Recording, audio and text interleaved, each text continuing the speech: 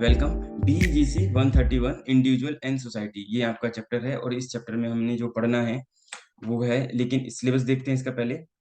Syllabus क्या क्या है।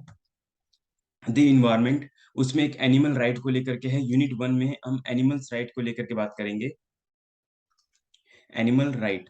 ठीक है। उसके बाद हम बात करेंगे ह्यूमन इन्वायरमेंट स्पीच। यूनिट 2 है हमारा human environment and speech. Unit 3 है फ्रॉम कॉकून टू होप, ये यहाँ पे पढ़ना है। सेविंग द इन्वायरमेंट, फिर travel and tourism, planning and a holiday, hotel and restaurant, mountaineering in India, India के अंदर माउंटेनियरिंग वगैरह करना, ये सब चीजें। और आसामीज इन इनएचमेंट। ठीक है। आसमी के बारे में, यानी कि नॉर्थ ईस्ट इंडिया, जो हमारी ईस्टर्न इंडिया के बारे में बात कर रहे हैं। फिर हमारा ब्लॉक 3 है, वो है हमारा कल्चर एंड एंटरटेनमेंट। उसमें हम काफी चीज देखेंगे, और हेल्थ एंड फिटनेस। तो ये सारी चीज कवर होंगी।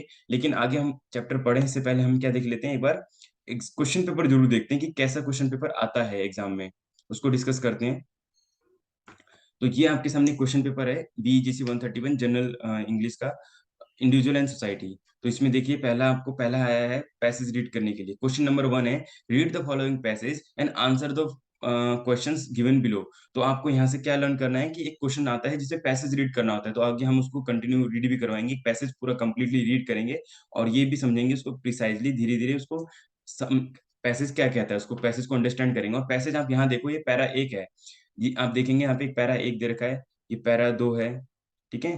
और थर्ड पैरा, और काफी बड़े बड़े 3 पैरा हैं। उसके बाद फिर ये क्वेश्चन आंसर स्टार्ट होते हैं कि returning on the basis of, आपको पैरा कुछ क्वेश्चन आंसर देने होते हैं। How has the climate change alter the temperature in the Himalayan region, Himalayan region के ऊपर किस तरीके से क्लाइमेट चेंज हो रहा है। तो ये सर पैरा से ही आपको आंसर मिल जाएंगे सारे। बट उसके लिए हमें पैराग्राफ को, जो भी अनसीन पैसेज है, जो भी पैसेज को रीड करना बहुत इंपॉर्टेंट है। चेंजेस इन द टेम्परेचर है, अभी सारे क्वेश्चन आपके इसमें से ही हैं। मतलब जो भी मैं क्वेश्चन पेपर दिखा रहा हूँ आपको, मैंने अभी बताया भी था, ये क्वेश्चन पेपर दिसंबर 2020 का है। तो इसमें पहला पैराग्राफ था, पैराग्राफ से रिलेटेड क्वेश्चन थे। और क्वेश्चन के अगर हम टोटल करें तो कितने मार्क्स का बनता है इसमें, ये देखो, ABC 3 पार्ट है इसमें। अगर आप इसको जोड़ें, टोटल करें, पार्ट ए है। ए में कितने हैं देखो, 2 मार्क के 2 क्वेश्चन तो ये हो गए। उसके बाद हम देखेंगे तो 2 और 3, 5 और वो 9 हो गए। 9 मार्क का तो ये हो गया ठीक है। नहीं, आगे और भी है, 2 2 6, तो कितना हो गया, 15 मार्क्स हो गया इसका।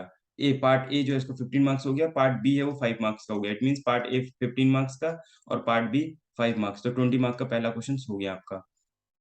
इसमें ये बहुत सिंपल है, इसमें use the following word in the sentence. तो जो भी पैराग्राफ से कुछ वर्ड्स दिए गए हैं, ठीक है, और इस तरीके से इनको हमें क्या करना है, सेंटेंस बनाने हैं। तो ये भी इंपॉर्टेंट है। तो इसमें आपको थोड़ा सा ग्रामर क्वेश्चन भी हम कवर कर लेंगे एक बार। Match the words in the following, column A and column B को मैच करना है। तो ये बिल्कुल इंडिविजुअल है, इसे पैरा से रिलेट नहीं है। क्वेश्चन नंबर 2 है, सेकंड क्वेश्चन है, और उसका पार्ट है ए है, ये आपका 10 मार्क का क्वेश्चन है। तो वो देखेंगे आप। तो 10 मार्क्स में बहुत सिंपल सी मीनिंग है, इसमें वर्ड से रिलेटेड है। तो या फिर ग्रामर क्वेश्चन भी कह सकते हैं। तो मैच द फॉलोइंग है इसमें। तो इसके बाद हम बात करेंगे, ये अच्छा 10 मार्क का क्वेश्चन है इसमें, एक 1 सेकेंड। तो इसमें क्या है, 10 मैच द फॉलोइंग है, और कितने मार्क्स का है ये, 10 मार्क का क्वेश्चन, और 10 ही मैच द फॉलोइंग है इसमें। तो 10 इसमें मैच द फॉलोइंग है, 5 ये हो गए और 5 ये हो गए। तो आपको 10 मैचिंग करनी है, उसके बाद आपको 10 मार्क्स मिलेंगे। क्वेश्चन नंबर 3 देखते हैं। तो इसमें क्या लिखा है, fill in the blanks choosing the correct words. आपको क्या करना है, ये फिल इन द ब्लैंक्स, यहाँ पे जो ब्लैंक्स हैं उनको फिल करना है करेक्ट वर्ड से। लेकिन आपको सर्टेन वर्ड्स यहाँ पे दे रखे हैं, डज, हैव, इज, आर, और यहाँ का यूनिट 1 से है सारा। इसको भी हम जरूर प्रैक्टिस करके जाएंगे। तो कुछ बहुत सारी चीजें यहाँ पे यूनिट 1 से, जैसे डू, डज, बी, वर, ये सारी चीज हम किस में यूज करते हैं। जैसे डू किसके साथ यूज करते हैं, फर्स्ट पर्सन के साथ, है ना, और नाउन प्लूरल के साथ। और थर्ड पर्सन नाउन सिंगुलर के साथ हम डज यूज करते हैं, डू यूज करते हैं, आई, वी, या नाउन सिंगुलर के साथ यूज करते हैं। ठीक है। इस तरीके से चीजें हैं, वो आपका कवर होगी। और वही उसी से रिलेटेड आपका फिल इन द ब्लैंक्स है। फिल इन द ब्लैंक्स भी कितने मार्क्स का है, 10 मार्क्स का फिल इन द ब्लैंक्स है। और आई होप कि 1 into 10 है, तो इसका मतलब 10 फिल इन द ब्लैंक्स होंगे यहाँ पर। ठीक हो, आप यहाँ पे 10 फिल इन द ब्लैंक्स है, तो simply fill in the blanks करोगे तो आपको 10 मार्क्स मिल जाएंगे। ये देखो पूरे 10 है, तो इसको करने पे मिल जाएंगे। तो उसके बाद आपने अभी तक देखा कि ग्रामर पोर्शन कितना ज्यादा इंग्लिश का आया हुआ है। Complete the following sentence with the correct form of verbs. तो ये अगेन ग्रामर पोर्शन हो गया, बी पार्ट। तो पहला 10 मार्क का था, तो अभी 5 मार्क्स का हो गया, 15 मार्क्स हो गए। Complete the following sentence with the correct form of verbs. जैसे for our country, rich in the trees of wild life, तो बी, तो being rich in the trees and wild life, तो यहाँ पे एक वर्ड दे रखा है बी, तो इसमें आपको फिल इन द ब्लैंक्स भरना है। Verbs, correct form of verbs भरनी है, present tense, continue tense, perfect tense, ये वर्ब्स को सेलेक्ट करना है। तो ये आपके पूरे 5 हैं, तो 5 आपके इसमें बन गए। तो इस तरीके से आपने देखा कि अभी तक पोर्शन में ग्रामर पोर्शन का भी बहुत ज्यादा इंपॉर्टेंट है। चलिए आइए एक पैराग्राफ कंटिन्यू करते हैं आपकी बुक में से, देन उसको हम आगे कंटिन्यू करते हैं। आपका जो बुक है उस बुक में से फर्स्ट यूनिट है, फर्स्ट यूनिट में ही एक पैरा है द फर्म, जैसे हमने दिखाया भी था आपको, individual and society, the animal right, तो एनिमल राइट्स जो है आपका फर्स्ट यूनिट है, उसमें से आपने फर्म द एनिमल राइट्स करके है, उसको रीड करते हैं। वन आपका क्या है, एनिमल राइट्स से रिलेटेड है। तो इसमें क्या क्या टॉपिक कवर होंगे, reading comprehensive comprehension and extract from animal farms, animal farms करके कुछ नॉवेल्स या कोई बुक है, उससे कुछ एक्सट्रैक्ट किए, कुछ लिया गया है। वोकेबलरी, तो इसमें कुछ फिर वोकेबलरी पढ़ेंगे, पिक द ऑड वर्ड्स, फिर कुछ ग्रामर्स, देखो लिखा है ना यहाँ पे, grammars, uses, control, numbers and person, ये चीजें कवर होंगी, ठीक है। राइटिंग, स्पीच और फिर लिसनिंग, पोएम, ये कुछ ऐसे पार्ट्स हैं जो ग्रामर पोर्शन है, वो भी हम इसमें कवर करेंगे। ऑब्जेक्टिव्स की बात करते हैं, तो in this unit our aim is to give your practice in reading comprehension by setting a passage from George Orwell for you to read, तो इसमें कुछ पैसेज दिया हुआ है आपको जॉर्ज ऑरवेल से, तो वो उससे रीडिंग कॉम्प्रिहेंशन हमारा इंप्रूव करने की कोशिश करी जाएगी। Comprehension questions on the reading passage, comprehension questions किस में होंगे, रीडिंग पैसेज पे बेसिस पे होंगे। We have also set exercise on selected item of vocabulary, तो वोकेबलरी के बेसिस पे भी बहुत सारे आपको यहाँ पे एक्सरसाइज करने को मिलेगी, काफी सारे आप क्वेश्चंस करेंगे। The section on grammar and uses introduce, तो कुछ ग्रामर सेक्शन भी जो है वो भी इसमें इंट्रोड्यूस किया जाएगा आपको। YouTube features of subjects, verbs, concord and gives example of the record of number of and person with the verbs, तो ये सारी चीजें be, do, have, these are the verbs, तो इस तरीके की चीजें भी आपको इसमें करनी होंगी। गाइड में हमें क्या क्या बताया गया था, हमारा एम इस सेक्शंस में क्या होता है कि हम जब रीडिंग कॉम्प्रिहेंशन, आपने देखा होगा इंग्लिश इन डेली लाइफ हो, चाहे इंग्लिश एट वर्क प्लेस हो, तो काफी कहीं जगह पे हमें क्वेश्चंस देखने को मिलते हैं। कॉम्प्रिहेंशन एक पैसेज होता है, तो उस पैसेज को रीड करना होता है, तो हमें होल पैसेज को साइलेंटली और rapidly to get the main points, तो हमें दो तरीके से पढ़ना होता है, पैसेज को साइलेंटली पढ़ना होता है, दूसरा थोड़ा सा रैपिडली करना होता है, ताकि हम चीजों को, मेन पॉइंट्स को कवर अप कर लें। ऐसा नहीं होता कि हम पूरे टॉपिक को ही आराम से पढ़ते रहें कि हमारे बाकी क्वेश्चंस रह जाएं, पैसेज वाला ही क्वेश्चंस हो, ऐसा नहीं होता।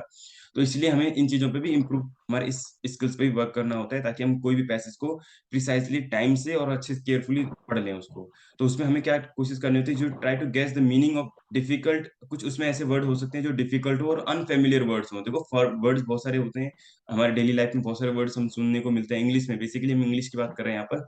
तो जो कुछ फेमिलियर है, जो हम डेली यूज करते हैं, जो हमारे कॉन्शियस माइंड में होता है, बट कुछ ऐसे वर्ड्स होते हैं जो बहुत अनफेमिलियर होते हैं, फर्स्ट टाइम हमने सुने होते हैं, तो उनकी मीनिंग को भी हमें कोशिश करनी चाहिए गेस करने की, उनकी मीनिंग क्या हो सकती है। You may also consult dictionary, और जहाँ पे आपको प्रॉब्लम आए कि अंडरस्टैंड करने में, मीनिंग हो तो स्टिल कैन नॉट अंडरस्टैंड, तो फिर आप जरूर एक बार डिक्शनरी जरूर देखो, क्योंकि गलत मीनिंग भी निकाल सकते हैं, इसलिए बेटर है हम एक बार डिक्शनरी जरूर देख के जाएं। चलिए अब हम पैसेज रीड करेंगे, passage 4, reading from George Orwell. George Orwell जो है, उन्होंने एनिमल फार्म, आप देख रहे हैं एक तरीके से ये है, इसको रीड करेंगे, yes.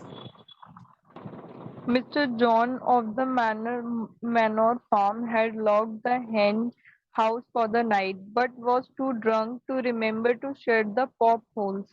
With the ring of the light from his lantern dancing from side to side, he lunched across the yard and made his way up to bed, where Mr. Jones was already snoring.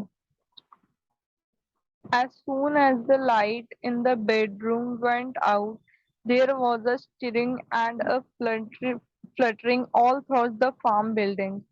Word had gone around during the day that old Major, the prize middle white boar, had had a strange dream on the previous night and wished to communicate it to the other animals. It had been agreed that they should all meet in the big barn as soon as Mr. Jones was safely out of the way. Old Major was so highly regarded on the farm that everyone was quite ready to lose an hour's sleep in order to hear what he had to say. All the animals were now present except Moses, the tame raven who slept on a perch behind the back door. When Major saw that they had all made themselves comfortable and were waiting alternatively, He cleared his thought and began. Comrades, you have heard already about the strange dream that I had last night, but I will come to the dream later. I have something else to say first. I do not think, comrades, that I shall be with you for many months longer, and before I die, I feel in my duty to pass on to you such wisdom as I have acquired. I have had a long life. I have had much time for thought as I lay alone in my stall, and I think I may say I understand the nature of life on this earth as well as many animals now living. It is about this that I wish to speak to you. Now, comrades, what is the nature of this life of ours? Let us face it. Our life Our lives are miserable, laborious, and short. We are given just so much food as will keep the breath in our bodies, and those of us who are capable of it are forced to work to the last atom of our strength. And the very instant that our usefulness has come to an end, we are slaughtered with hideous cruelty. But is this simple part of the order of nature? Is it because this land of ours is so poor that it cannot afford a decent life of those who dwell upon it? No, comrades, a thousand times no.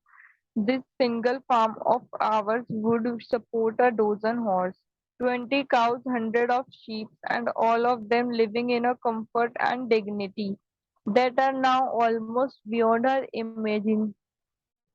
Why then do we continue in this miserable condition? Because nearly the whole of the produce of our labor is stolen from us by human beings. There, comrades, is the answer to all our problems. It is summed up in a single word: man. Man is the only real enemy we have. Remove man from the scene, and the root cause of hunger and overwork is abolished forever. Man is the only creature that consumes without producing. He does not give milk, he does not lay eggs, he is too weak to pull the plague. He cannot run fast enough to catch habit, yet he is lord of all the animals. He sets them to work, he gives back to them the bare minimum that will prevent them from starving, and the rest he keeps for himself. Our labor tills the soil and during fertilizes it, and yet there is not one of us that owns more than his bare skin. You cows that I see before me, how many thousands of gallons of milk have you given during this last year? And what has happened to that milk which should have been breeding your sturdy claves? Every drop of it has gone down the throats of our enemies. And you, hence, how many eggs have you laid this last year? And how many of those eggs ever hatched into chickens? The rest have all gone to market to bring in money for Jones and his man. And you, Clover, where are those four close holes you before you should? You should have been the support and pleasure of your old age. Each was sold at a year old. You will never see one of them again. In return for your con, con, four confinements and all your labor in the field, what have you ever and expect your bare ration and a stall? It it is जी, not para Christmas. Para 6 में क्या cover हुआ? Para 6 को अभी precisely और read करें।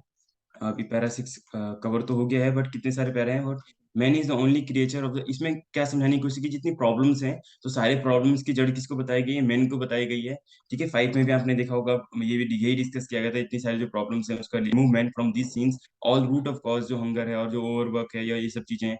और mains के बारे में बताया गया कि मेंस की जो पावर है ना, इतना भी नहीं है कि वो milk, he does not give milk, he does not lay eggs, है ना, ही टू वीक फू पुल द प्लो, है ना, हल भी नहीं चला सकता, वो भी जानवरों की मदद से करता है। He can not run fast enough to catch rabbit, rabbit को कैच भी नहीं कर सकता, लेकिन फिर भी he is yet lord of all animals, लेकिन फिर भी सब जानवरों के ऊपर भगवान की तरह इसको, इंसानों को माना जाता है। ठीक है, क्लियर। तो ये हमारा कहा जाता है इनको, कि ये सब इसमें कवर हुआ था। तो इसमें बताया गया कि जो इंसान है, ह्यूमंस हैं, वो कितने ज्यादा प्रभावी हैं, है ना। तो यहाँ पर ये कवर टॉपिक कवर होता है। पैरा 7 पढ़ें। Is it not crystal clear then, Cormate, that all the evils of this life of ours spring from the tyranny of human beings? Only get rid of man and the produce of our labor would be our own. Almost overnight we could become rich and free. What then must we do? Why work night and day, body and soul, for the overthrow of the human race? That is my message to you, comrades. Rebellion. I do not know when the rebellion will come. It might be in a week on or in 100 years. But I know as surely as I see this straw beneath my feet that sooner or later justice will be done. Fix your eyes on that, comrades, throughout the short remainder of your lives, and above all, pass on this message of mine of those who come after you, so that fu- future generations shall cry on the struggle until it is victory. इसमें crystal clear बताया गया है, comrade को समझाने की कोशिश कर रहे हैं कि आगे रेस्ट ऑफ लाइफ में आप क्या करोगे। रिबेलियन, कब रिबेलियन होते हैं जो एनिमीज होते हैं, तो वो कभी भी आ सकते हैं, आज या फिर कहीं 100 साल बाद, है ना। तो उसका हम कैसे चेंज कर सकते हैं, ये सारी चीज की बातें हैं। और ये बताया गया कि अगर हम इंसान प्रोड्यूस करने लगे, काम करने लगे, मेहनत करने लगे, तो फिर कितनी जल्दी चीजें चेंजेस हो सकती हैं। So future generation carry the struggle unit in the victorious, तो फ्यूचर जनरेशन जो है वो बहुत ज्यादा क्या करेंगे, स्ट्रगल करेंगे और विक्टीरियस भी होंगी। And remember, comrades, your resolution must never falter. No argument must lead you astray. Never listen when they tell you that man and the animals have a common interest, that the prosperity of the one is the prosperity of the other. It is all lies. Man serves the interest of no creature except himself, and among us animal let there be perfect unity, perfect commandership in the struggle. All men are enemies, all men are comrades. जी, animal rights से अभी हमने एक paragraph जो read किया था, forms reading comprehensive extract from Animal Farm, ये इससे हमने अभी जो है पैराग्राफ पढ़ा था। ठीक है, तो इस यूनिट में हम आगे पढ़ेंगे रीडिंग कॉम्प्रिहेंसिव एंड एक्सट्रैक्ट। तो ये कुछ उसकी स्टडी गाइड थी कुछ ही पैसेज को रीड करने से पहले। और note the author, note on the author से रिलेटेड चीजें हैं यहाँ पे। उसके बाद बात करते हैं हम,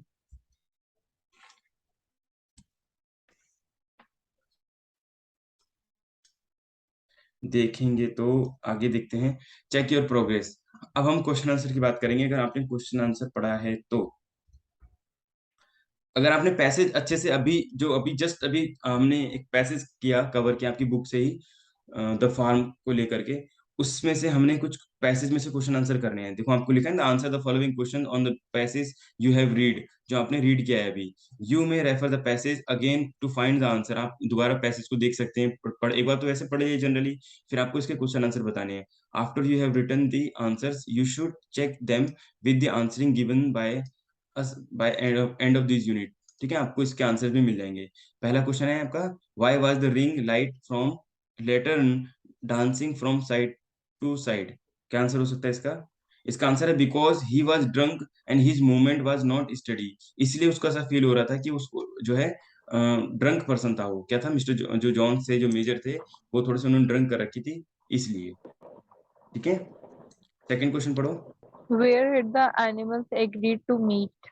हाँ, तो इसमें हमने पैरा में क्या पढ़ा था, in the big barn, big barn था, वहां पे सारे मेट करते थे। Why had they assemble there, वो सारे वहां पे असेंबल क्यों हुए थे, to hear what Major had to say, तो मेजर क्या कहना चाह रहे हैं, क्या कहेंगे, इसको सुनने के लिए वो सारे वहां पर रुके हुए थे। ठीक है, मेजर कुछ कह रहे होंगे ना, ये चीजें सुनने के लिए। ठीक है, तो 3 क्वेश्चन हमने इसमें से किए आपकी बुक में से पैसेज को लेकर के। आगे और भी क्वेश्चन हैं। Why, what does Old Major want to share with animals, animals के साथ वो क्या शेयर करना चाहता था Old Major. Answer is his understanding of nature of life के ऊपर शेयर करना चाहता था। ठीक है, pick out the 3 words Major use to describe lives of animals, animals के लाइव्स को लेकर के वो क्या डिस्क्राइब करता था। Why does he use these words, तो कोई ऐसे वर्ड्स 3 बताइए। तो यहाँ पे उन्होंने बताया था मिजरेबल, लेबोरियस या short, to tell the animals how bad their conditions. तो मिजरेबल मतलब बहुत दयनीय, लेबरस मतलब बहुत मेहनती, शॉर्ट मतलब इस तरीके से उनकी लाइफ को डिस्कस करता था और बताता था कि आपकी कंडीशन कितनी बैड है और जो इंसान है वो कितना कम काम करके कितना हैप्पी रहता है और आपको कितनी मेहनत करनी पड़ती है। तो ये 3 वर्ड्स है जो उसने यूज किए थे। How is man different from animals, man जो है एनिमल से कैसे डिफरेंट है, ये डिस्कस किया था ना उन्होंने। तो क्या था इसमें, the animal produce all the wealth and mens take it away from them. Animals क्या करते हैं सारे, जैसे ना तो वो क्या करते हैं, ह्यूमन बताया था आपको, बताओ।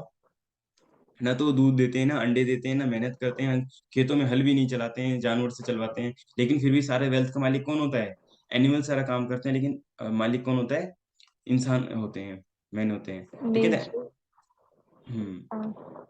तो how man is different from the animals, तो इसका आंसर हो जाएगा animal produce all the wealth and man take it away from them, he does not produce anything himself, वो अपने आप से खुद प्रोड्यूस कुछ भी नहीं करता। ठीक है, next, does Major depicts man as, तो आपको क्या लगता है इनमें से कौन सा कौन सी चीज है जो मेजर को डिपिक्ट करती है, सेल्फिश है बहुत ज्यादा, वो सेल। ग्रीडी, ग्रीडी है, वीकलिंग है, या मीन है, बहुत ज्यादा बोलते हैं ना यू मीन, तो the Lord of all animals है ना, तो यह है, या फिर क्रूल है बहुत ज्यादा। There can be more than one choice, give your reason for your answer. तो इनमें से आपको क्या आंसर लगता है, बताओ। तो इसका आंसर देखें तो लगता है Major depicted man as selfish है, थोड़ा सा क्रूल भी है, because he makes animal work, ताकि वो एनिमल को काम पे लगाता है ना, and gives them just enough to keep them alive, और सिर्फ उनको उतना ही देता है ताकि वो जीवित रहें और वो उसके लिए काम करें, है ना। तो ये इसका आंसर था। Question number 8, how according to Major could animal be rich and free, तो बताइए मेजर के अकॉर्डिंग एनिमल्स कैसे फ्री हो सकते हैं और रिच हो सकते हैं। तो इसका आंसर है by getting read of man. ठीक है, so that they could keep all the things they produce, ताकि वो उनसे आजादी पा लें और वो क्या करें, सारी अपनी जो भी चीज प्रोड्यूस करते हैं वो अपने पास रखें, तभी वो उनसे ज्यादा फ्री हो सकते हैं और अच्छे हो सकते हैं। क्वेश्चन नंबर 9 रीड करो। When will this rebelling take place? Does this show that Major is a realist, an idealist, or a dreamer? हाँ, तो बताओ क्या ऐसा हो सकता है कि सारे जानवर हमारे खिलाफ बगावत करते हैं, रिबेलियन बन जाएं, है ना, और ऐसा हो सकता है क्या है, अभी वो कह रहे हैं कि अभी नहीं तो फ्यूचर में कभी झुकाओ फैलो, है ना सब। तो यस, उसकी ड्रीमिंग भी हो सकता है, Major does not know he is dreamer, क्योंकि वो खुद नहीं जानता, क्योंकि वो सपना देख रहा है कि सारे एनिमल्स को इतना बांध के हम रखते हैं और सारी चीज करवाते हैं, मेहनत करवाते हैं, और फिर उनको उनको क्या मिलता है बताइए। ठीक है, तो ये उसकी ड्रीमिंग है, इसका कोई मतलब नहीं है। क्वेश्चन नंबर 9 है, when will this rebellion take place, does this show that the Major is a realistic बताता है आपको, एक आइडियलिस्ट बताता है, या फिर एक ड्रीमर बताता है, तो इसमें आंसर क्या आएगा, ड्रीमर। हाँ, एक इसमें आंसर आएगा ड्रीमर। ठीक है, Major does not know he is a dreamer. इसके बाद क्वेश्चन नंबर 10 है, how does Major describe all mens को मेजर कैसे डिस्क्राइब करते हैं। हमने अभी पैराग्राफ पूरा अच्छे से रीड किया है, सारे पैरा रीड किए हैं। How does Major describe all mens, mens को कैसे डिस्क्राइब करते हैं, बताओ इसका आंसर।